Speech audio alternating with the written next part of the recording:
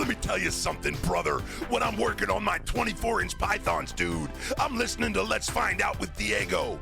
Train, say your prayers, and listen to Let's Find Out with Diego. Ooh, what you gonna do, brother, when Let's Find Out with Diego runs wild on you? Are you curious about the unknown, the unexplainable? Do you find yourself intrigued by the mysterious and paranormal side of our world? Join us on an adventure into the world of inexplicable discoveries and investigations that may someday give us the final answer as to what may be behind the veil of reality. The borders of space and time have opened once again, and transmitting from the mountains of West Virginia, it's time once again for Let's Find Out with Diego. The universe is waiting for you.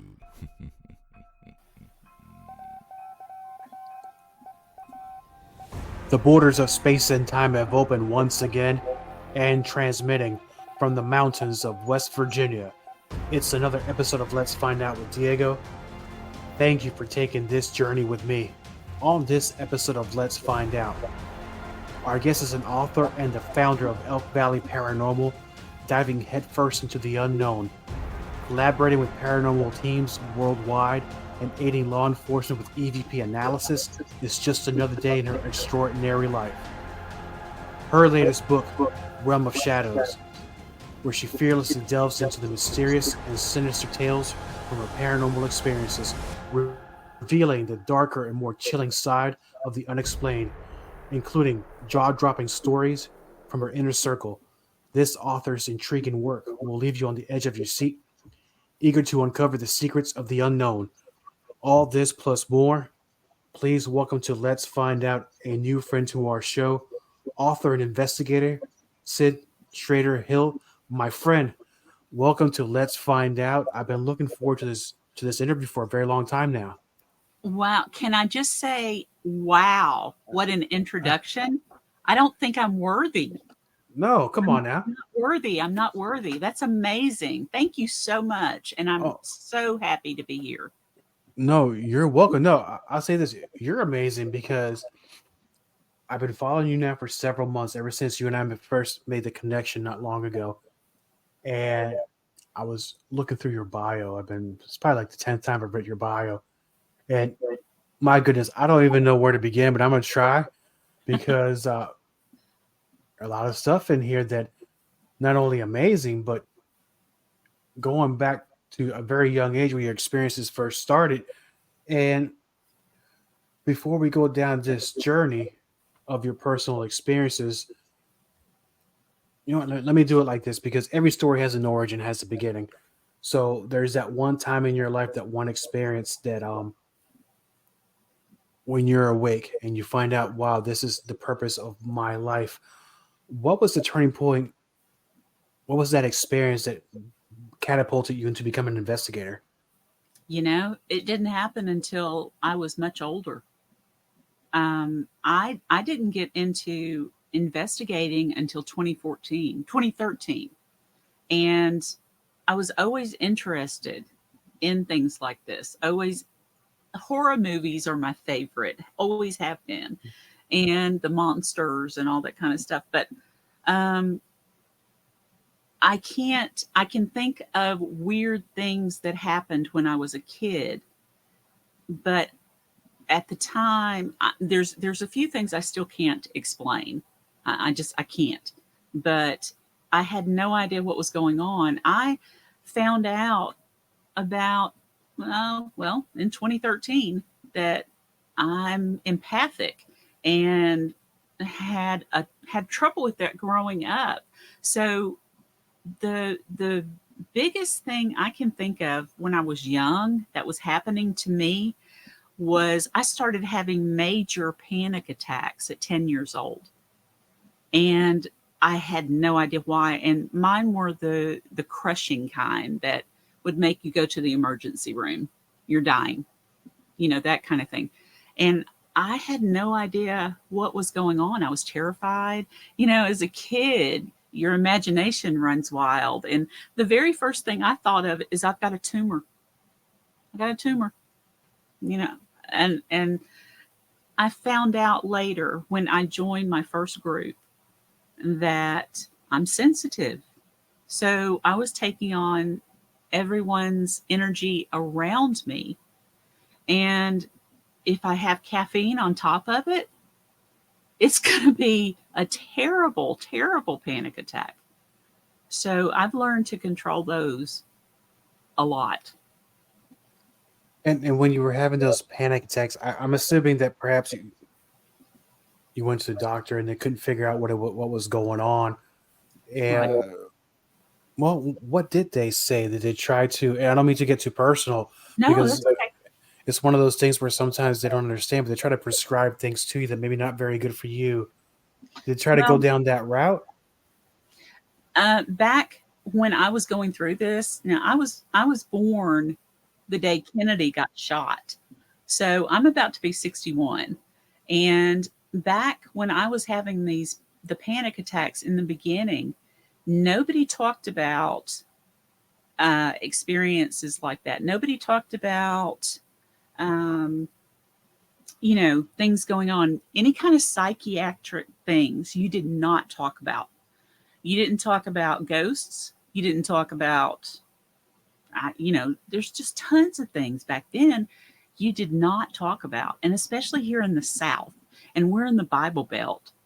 So you just had to keep your mouth shut and go on. So at 10 years old, they diagnosed me with a nervous stomach. You know, Oh, that, well, yeah, I had a nervous stomach because that made me nervous. But that wasn't the root cause. So no doctor ever told me what was happening. It was a paranormal person that I started investigating with. He was the co-founder of Ghost Hunters of Southern Tennessee. His name was Wayne Baker. He's the one that told me I was a sensitive. And things just started clicking after that. He told me you can pick up on things. You can go into a room and feel, yeah, I can. And then my friend Mark that does the cover work on my books, he's my go-to whenever I have a question. And he's helped me further with this sensitivity thing, how to protect myself more, and going into even EVP work, how to protect myself. Because I had some things happen that I could not understand. And he's my go-to, like I said, and had to ask him a few things. And he helps me get through weird stuff. no, I completely understand about living a life full of weird stuff. And as we were talking about earlier in the pre-interview, that when I had my experiences as a young person, I said it wasn't always a 24/7 thing, but when you start learning from others and especially interviewing other people, it kind of opens up a whole different window of understanding what you were going through when you were younger. Which leads me into, were these experiences, were you intending to become an author to talk about your experiences in this subject? Not at all. Not at all. My dad always talked about wanting to write a book about his life story, because he went from the cotton fields to a double scholarship to go to college, and went to a farm team, the New York Giants farm team, and played for a little while. He always wanted to write a book, and I always thought, well, that's a cool idea. That's a really cool idea. And I guess I just kept that in the back of my head. We lost him in 2001. So maybe that kind of kickstarted me wanting to write a little bit. And then as I started investigating, some of the weirdest things were going on.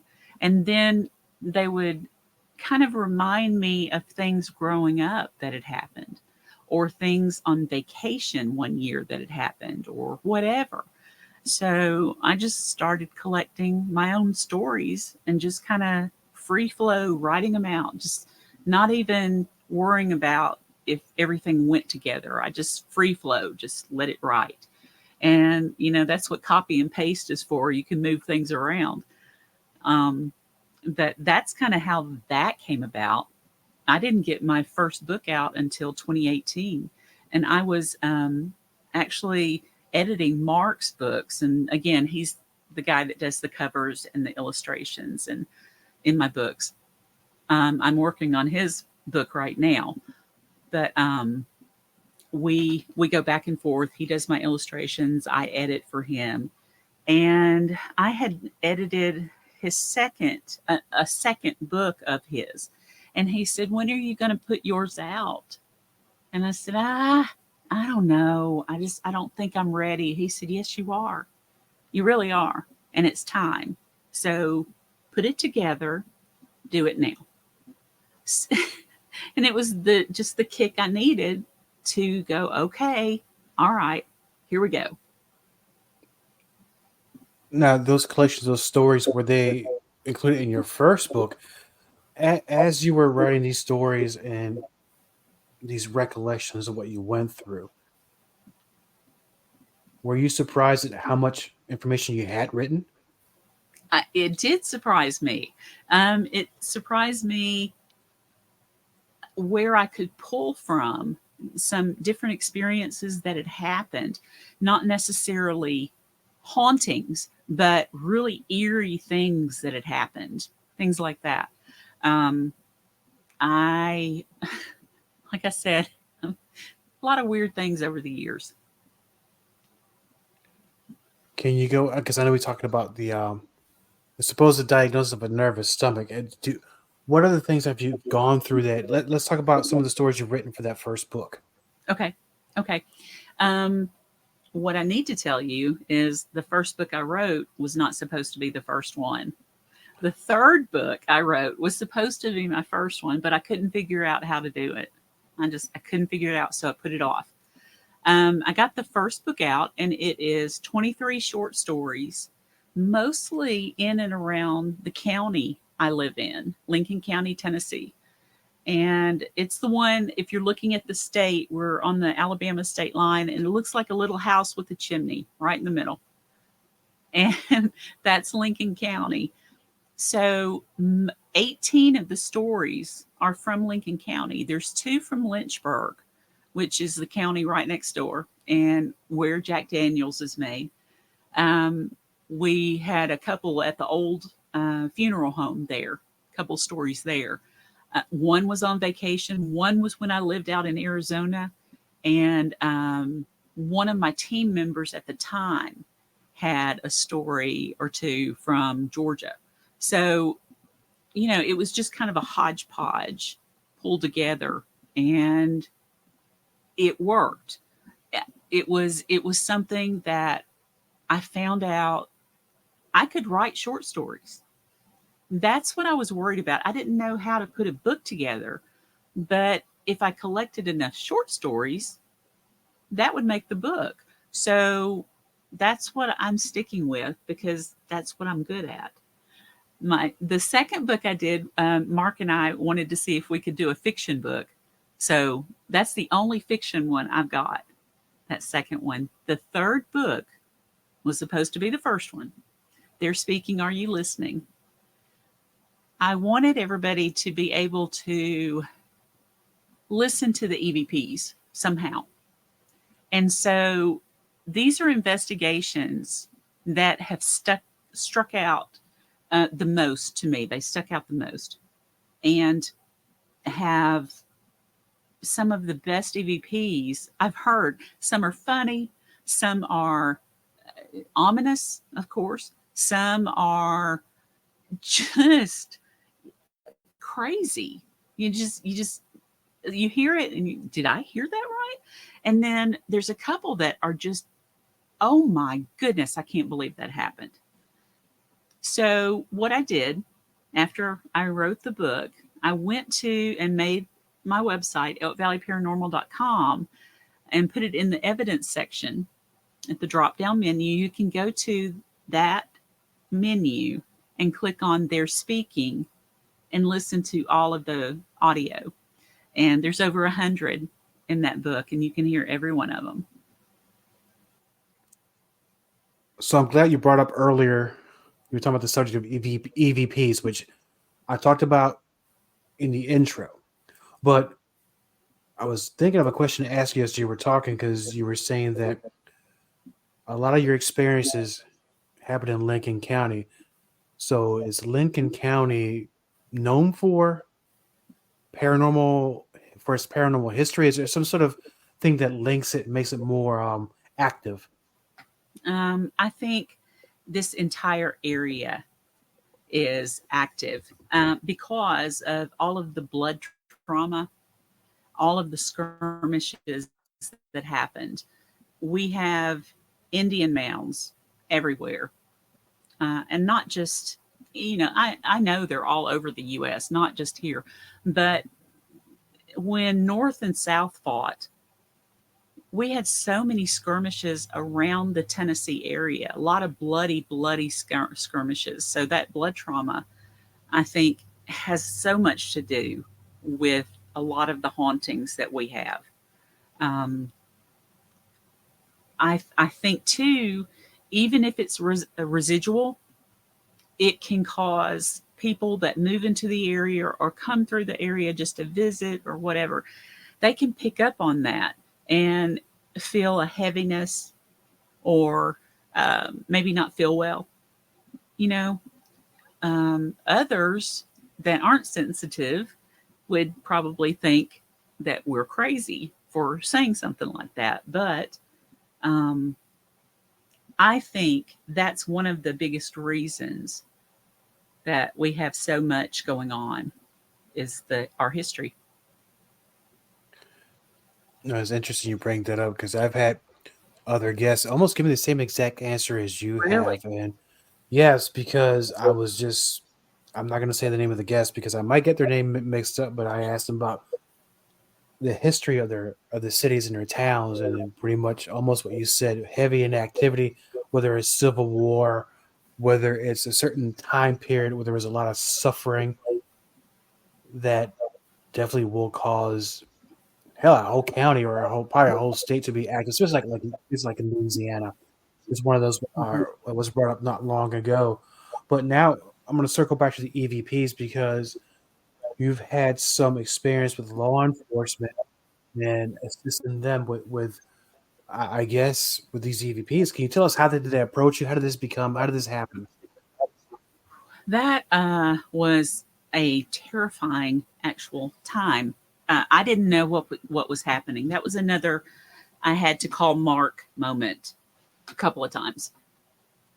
We had a case that residential, case, and the woman had started having problems in her home, picking up more and more. She was seeing somebody in her house, and her husband saw this person, then her friend saw this person, her daughter did. Things were being moved, things were being slammed, just different things like that. And she was scared.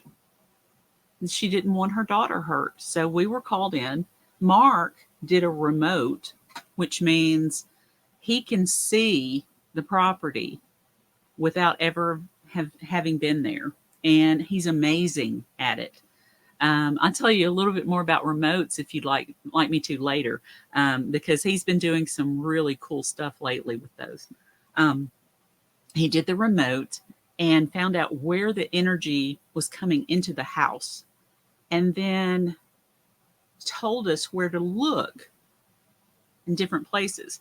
What we found out was it was coming in through the kitchen from the backyard, and there was a big triangular area that he had drawn. And whether, he did say that someone was also buried under the tree.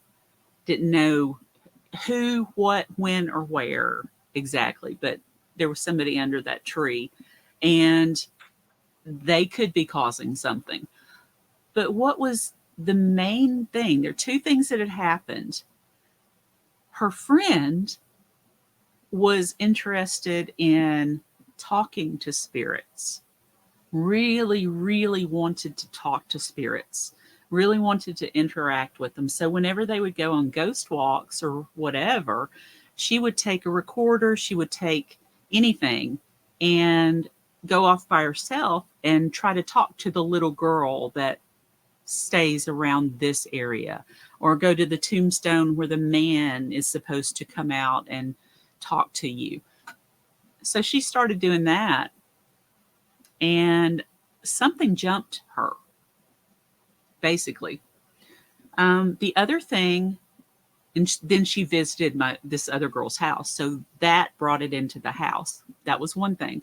The other thing, the owner of the house loved,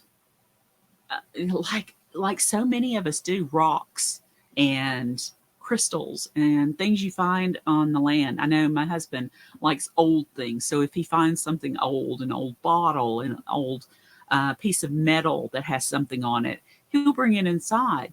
Well, she had found in her area lots of arrowheads, cannonballs, different sizes, just pieces of pottery, pieces of bone, pieces, just, I can't even tell you how much she had, but it was in this one room, and there was a box of it, and then she had laid out on the windows, on the sills, window sills.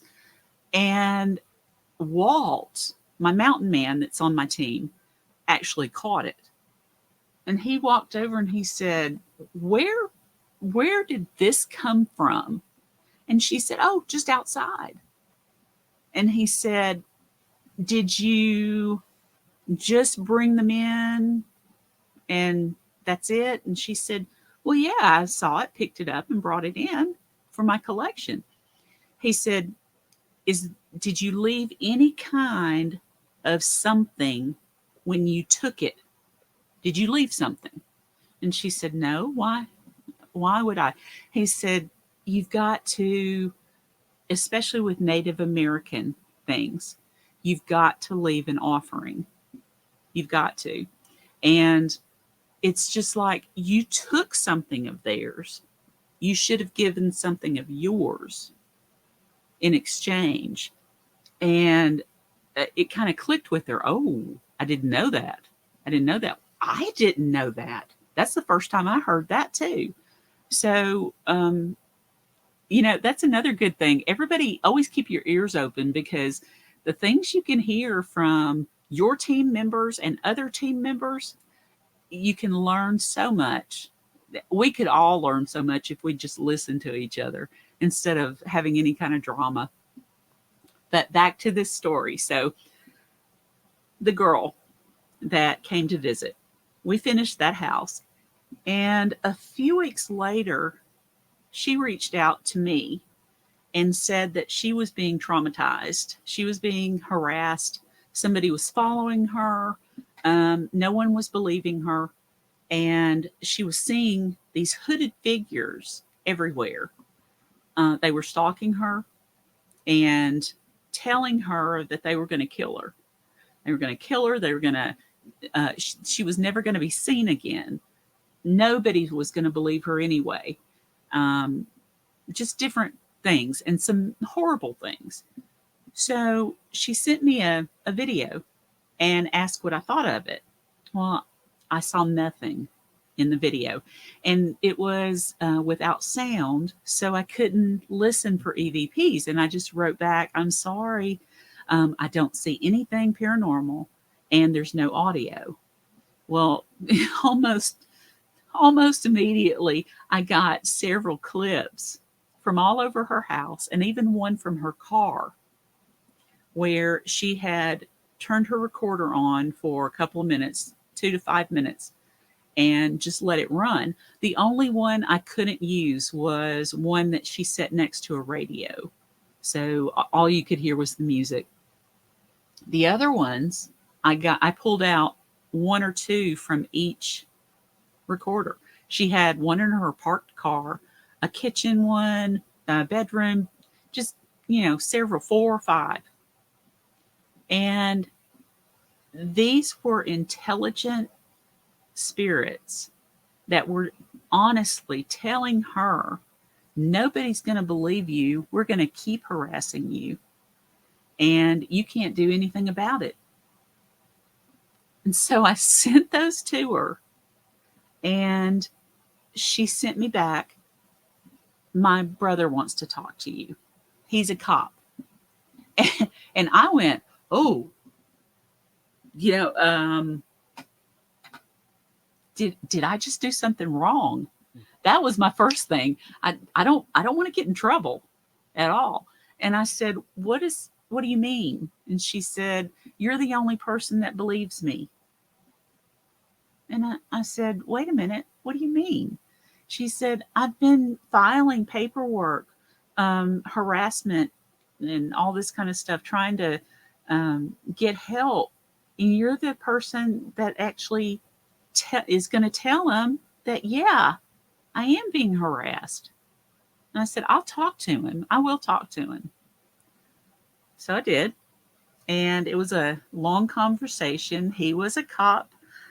And before I got into it, he said, first of all, I don't believe in this mess. And I said, that's okay. That's all right.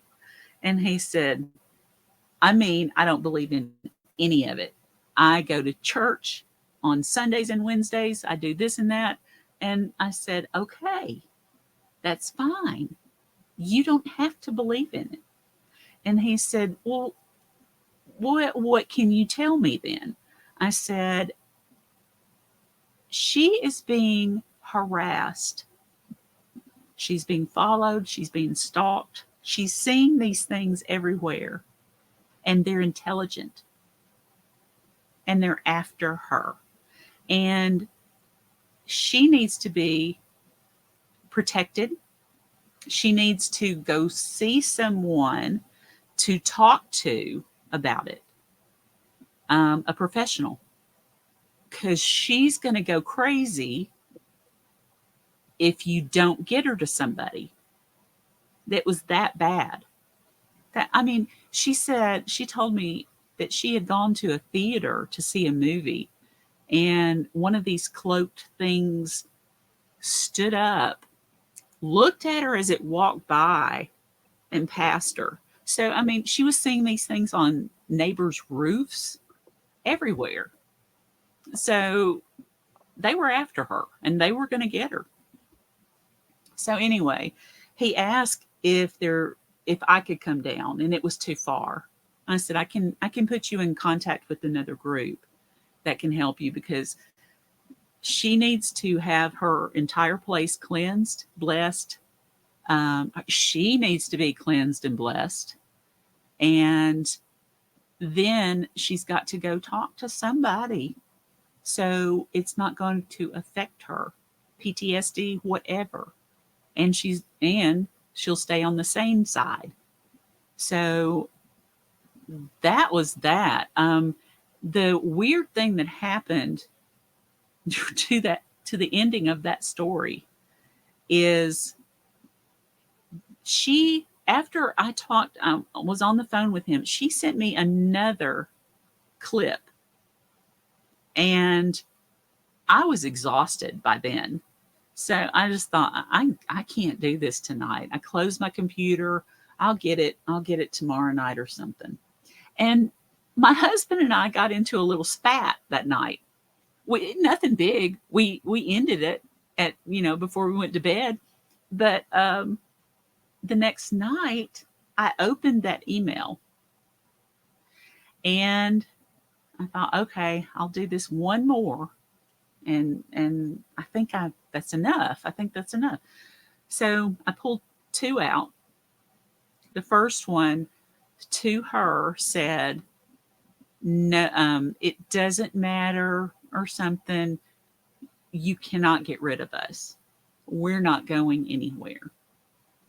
And the second one said my name. Oh my gosh. Was to me, and called me Cindy, and said, we can help you. Come down here with us, and we'll take care of that problem, and mentioned the problem my husband and I had argued about. I freaked out.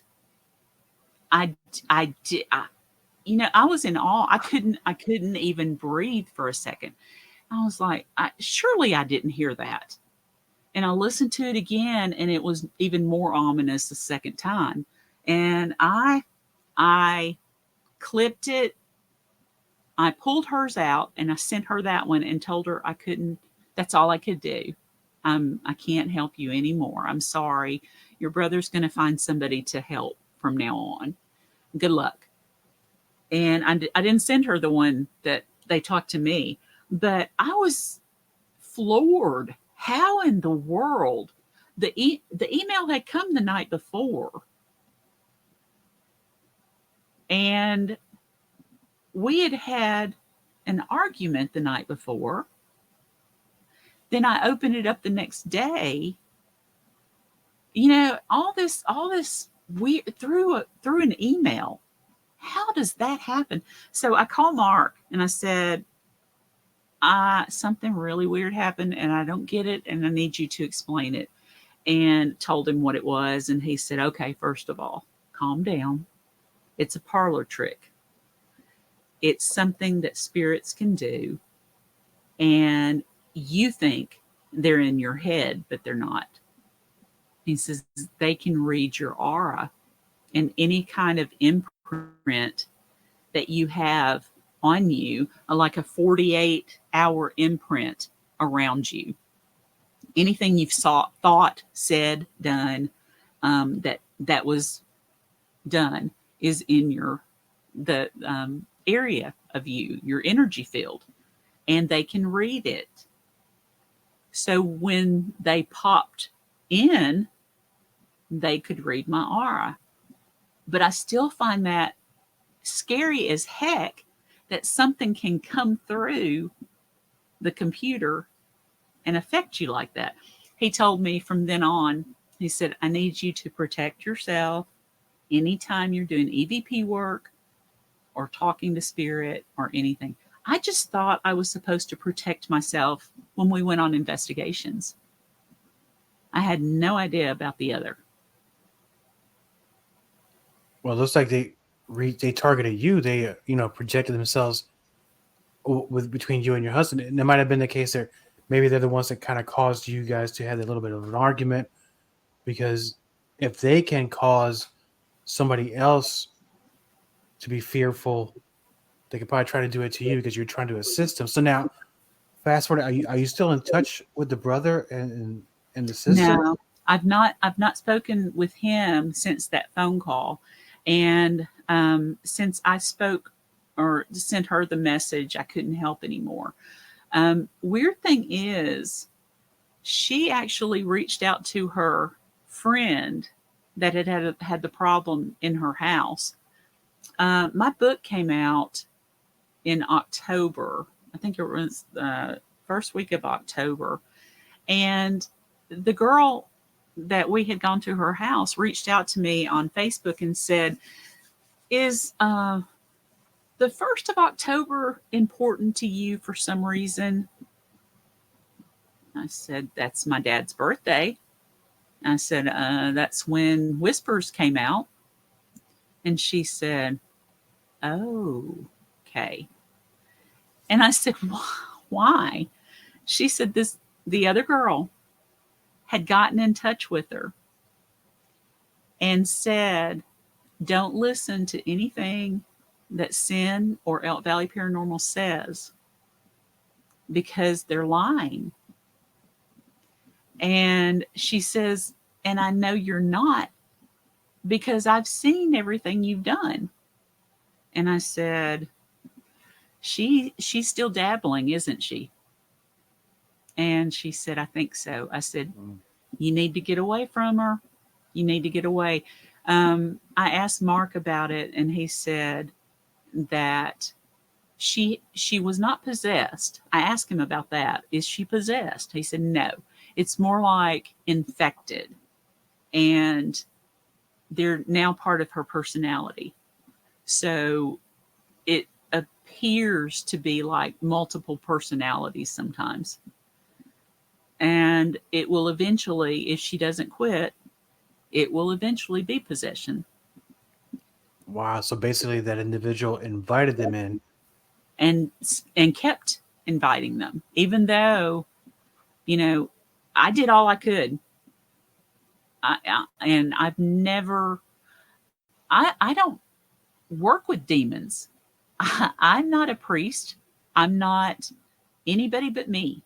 And I just know that if you're dealing with them, you need to get away from them. Just stop what you're doing. Get help in getting out of a situation. And she ended up not wanting to get out of the situation. That's most unfortunate. Somebody, I would assume they would want to get out of that situation, but if these things have convinced her that that's good for her, I mean, they might already got her in her clutches, in their clutches. See? Yeah, because she was terrified at first, and she flipped to okay with it, and we're lying about it now. Did you keep those EVPs? Oh, I've still got them. Yeah. Yeah. And I've got all of them. And I wrote about that paranormal email in Whispers in the Dark, the first book. So it's actually in there a little bit more in detail, but I don't have the EVPs posted in my evidence on Elk Valley Paranormal because it was a residential case, and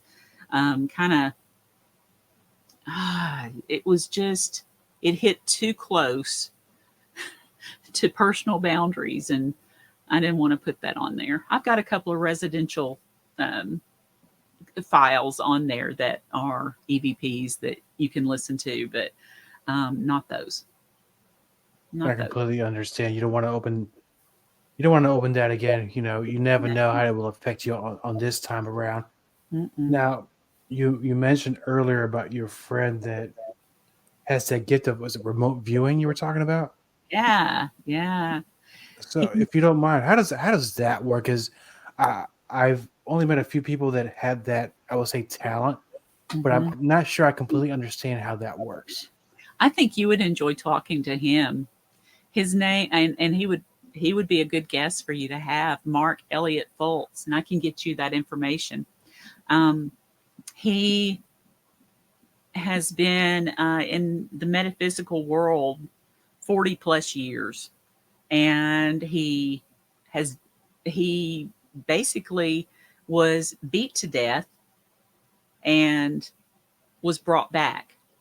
After that, he was able to not only sense things and see little bits, he was able to see so much more and to remote view and do things like that. So what he does is he'll meditate, he'll go into a couple of cleansing rituals and clearing the mind rituals and things like that, and then put himself into a trance. And he starts drawing. That's where also the covers of my book came from. He puts himself into a trance, and just whatever comes out, that he's amazing. That's all I can say. He's amazing. But the remotes are, to me, the most unbelievable thing he can do. He has started with a couple of my friends. He did it at the Night House first. My friend Eric Freeman Sims bought a haunted house, and they're fixing it up for renting. And he's just this month opened it up to teams to rent.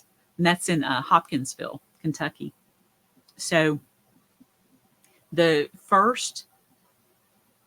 very first investigation, I got to go up. My husband went with me, and we had about 5 people there, including Eric.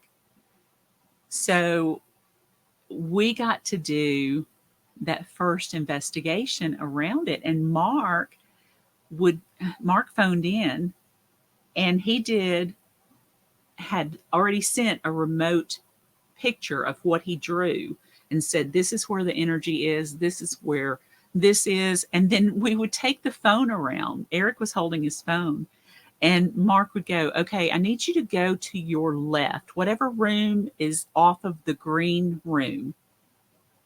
And he would go that way, and he'd go, okay, yes, that's the room I need you to be in. Now I need you to go to that far corner. And he would walk to the far corner. A little bit too far. I need you to step back about 3 feet. Now, what do you feel? And it was the energy spot. It was right across from what they call the death door. And the death door is this home was built in the early 1820s, early to mid 1820s. And the death door was added, I think, later, but it's where if they have a wake, they don't carry the person out the same door that they brought them in. They take them out the death door. And it was done in a certain way. They had to go out feet first so they wouldn't be looking back at the house. And that place has, they're trying to find tunnels because they believe it was part of the Underground Railroad. And so Mark was taking, we were all over the house with Mark doing that. After that first remote with that, he started working with Austin Lawrence, my other buddy. And Austin has used him probably 4 or 5 times now with each place that he's been to. And Mark has just boom, boom, boom, how close he can get to names of people even. And he thinks the reason is, and it kind of makes sense, that if he was there in person trying to talk to the spirits, he could talk to them. But the fact that he's coming through an electronic device as energy, they are easily attracted to that and can speak easier with him because they're energy. So it's been kind of a really cool journey watching him with that. That is amazing. He's doing that. He's basically giving you a guided tour. He's not even there. He's in another state. He's down in Florida. This guy's amazing. You gotta talk to him. I'm gonna reach out to him right away when we're done here tonight. But I know right now I think you're in the middle of helping a couple of people write. Is it 2 books now before you're getting right into your next book? Correct? It's his book I'm working on right now, and it's a cookbook that's going to have everything in it from great stuff that, you read it and think, that sounds delicious. And then you flip over to the other section and he's going to have a skull and crossbones that say, if you're squeamish, don't open this section. Because it's everything from possums, how to cook a possum, to an old recipe was they would bury the possum for 3 days in the ground. And then that would take care of the stink. It would go into the ground instead of, you had to smell it. Then you could cook it. You can clean it and cook it. He sent me another one this past week that in Colombia, there was the true method of Southern fried chicken, what you're supposed to do. And they said that if you had someone running after you with a hatchet, you would run too. And you would be nervous and tense up. And so that would cause the bird to be tough when you're trying to eat it. So this lady in Colombia decided she was going to give the chicken rum. And then the chicken didn't care. So tablespoon of rum, chicken doesn't care. Kill the chicken after the murder. Then the chicken is light and easier to chew and everything after you cook it. That sounds, you know what? That sounds better than the Colonel's recipe. I'm not going to lie to you. You know, I told him, that's kind of marinating it from the inside. But yeah, he's got some really weird stuff and some really great stuff. And he's talking about, and I won't take all of his info because you'll want to talk to him about it. But he's got information on funeral food, why we have it, because of the sin eater, and trying to have the dead go to a better place instead of being stuck with sin and go to the bad place. Things like that. Recipes from all over. And they're 1950s and before. He's got some 1700s. He's got lots of 1800s.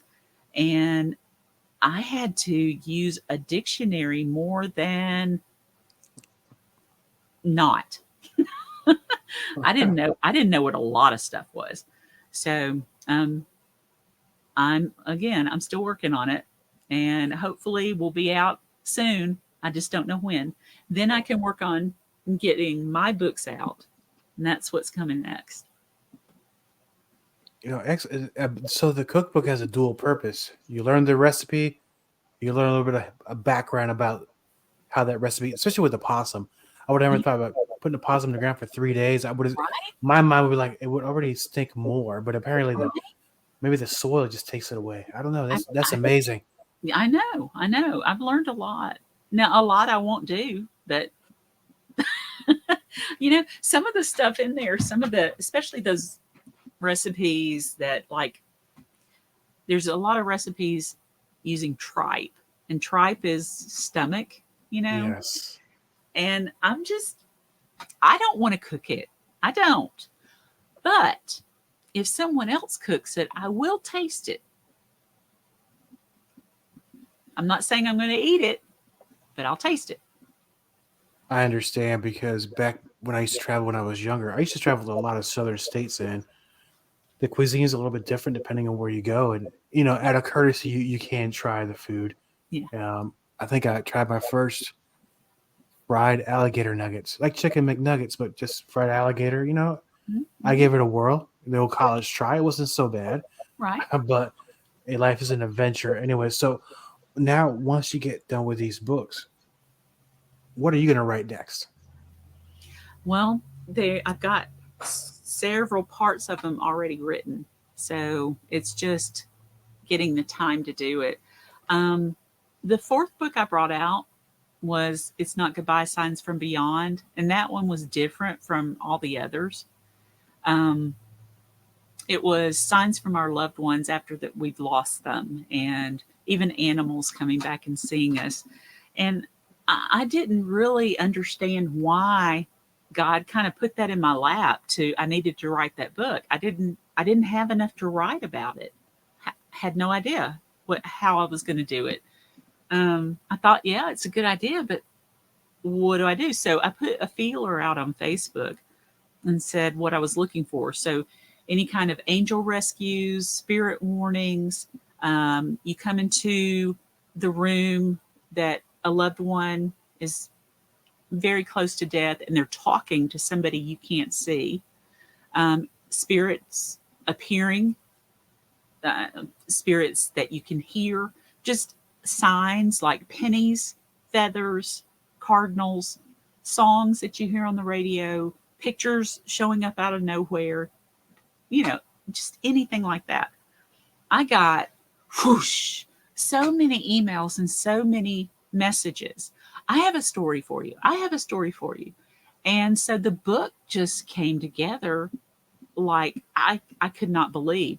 So much so that the next book I'm bringing out is It's Not Goodbye, More Signs from Beyond. So it's a second book in this series. That's the one coming out next. And then I actually had to split it, the one coming out next, in two because I was getting so much. And what I'm going to have is the science book and then a near-death experience book. So the near-death experience with angel rescues and spirit warnings, and then just the signs that of our loved ones and deathbed conversations and dreams and visions and things like that. So that's what's coming next after the cookbook. After the cookbook, lots of stuff to look forward to.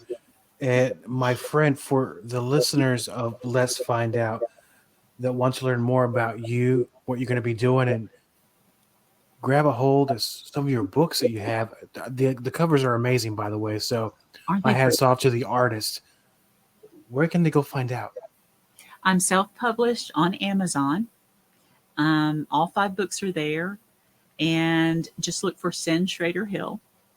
I sent you the Linktree, so you've got that. And all of my links are on there, even the Amazon one. I'm also on Facebook, Cyn Shrader Hill author. So reach out to me there. If you have a story that you would like for me to consider putting into a book, I'd love to read it. You can send that to cynshraiderhillauthor@gmail.com. I'm on Instagram. I'm on TikTok. Mostly on Facebook, though, so you can catch me easier on there. And I'd love to hear from anybody, especially the stories. Excellent. And, just like me, I'm also on Facebook mostly. And what I would love to do is once you get done with the cookbook and you release the other books about these amazing stories you're going to tell us, I'd love to have you back on the show. We can discuss the stories and more about your life experiences. I would love that. I would love that. Thank you, my friend. This has been another excellent episode of Let's Find Out with Diego. Please check us out on all our social media pages, as well as on YouTube and Rumble. Like, share, and subscribe. Also, Let's Find Out is on KGRA Digital Broadcasting. Catch the show on Saturdays at 2 a.m. For more information, please visit KGRADB.com. That's KGRADB.com. Together, we will get one step closer to finding out. Thank you for taking this journey with me. Until next time, my friends. Let's find out with Diego, the power of Diego Mania.